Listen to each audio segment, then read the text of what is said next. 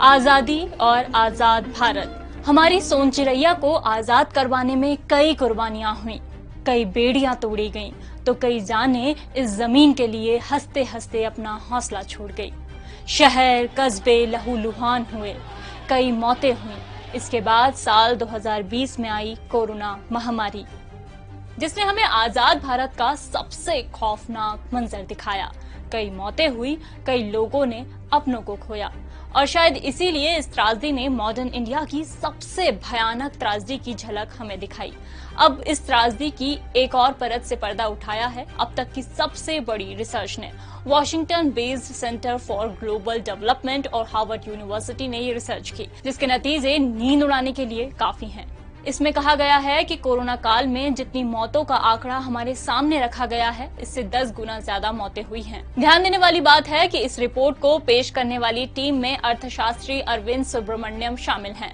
जी हाँ, ये वही सुब्रमण्यम हैं जो भारत सरकार के पूर्व चीफ इकोनॉमिक एडवाइजर रह चुके हैं। इनकी रिपोर्ट दावा कर रही है कि कोरोना से 30 लाख से 49 लाख मौतें जून 2021 तक हो चुकी हैं। 1947 के बंटवारे से तुलना करती ये रिपोर्ट कहती है कि उस समय 10 लाख से ज्यादा लोगों की मौत हुई थी। लोग दंगों में मारे गए, लेकिन कोरोना काल ने ये रिकॉर्ड भी तोड़ दिया। इन रिसर्चर्स को इस बारे में कैसे पता चला? क्या उन्हें ये जानकारी किसी सोर्स के थ्रू मिली? नहीं, सब कुछ डेटा के कैलकुलेशन के जरिए कहा जा रहा है, वो भी एक नहीं 3 कैलकुलेशन मेथड के जरिए। डेटा इस्तेमाल हुआ है सिविल रजिस्ट्रेशन सिस्टम का। ये लोग जन्म और मौतों का रिकॉर्ड रखते हैं। रिसर्चर्स ने मौतों के कारण से लेकर कोरोना से पहले हुई मौतों के डेटा का भी एनालिसिस किया है।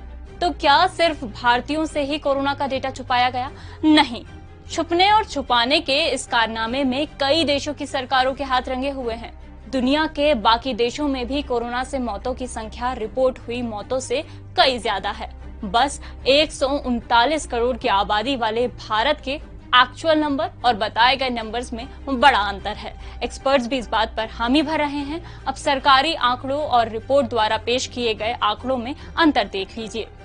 सरकार का कहना है कि अभी तक देश में कुल 4,18,000 से ज्यादा मौतें हुई।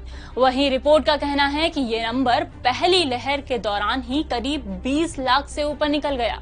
नया डेटा ये भी बताता है कि वायरस केवल शहरों तक ही सीमित नहीं रहा, इसने गांवों में भी अपने पैर अच्छी से पसार लिए हैं। तो क्या सरकार ने भी मौत की अंडर रिपोर्टिंग की बात मान ली है? Action speaks louder than words, ये फ्रेज यहाँ पूरी तरह फिट बैठता है, क्योंकि 16 मई को महाराष्ट्र और दिल्ली सरकार ने मौत के पुराने आंकड़े को नए आंकड़े के साथ अपडेट किया है। डेटा दुरुस्त करने वालों में बिहार सरकार भी शामिल है, लेकिन ये मौतें कब हुई इसके बारे में बताना हमारी सरकारें जरूरी नहीं समझती। आखिर में सवालों और जवाबों का सिलसिला आपके पास एक सवाल के जरिए छोड़कर जाती हूँ। क्या इन मौतों को सरकार द्वारा रोका जा सकता था?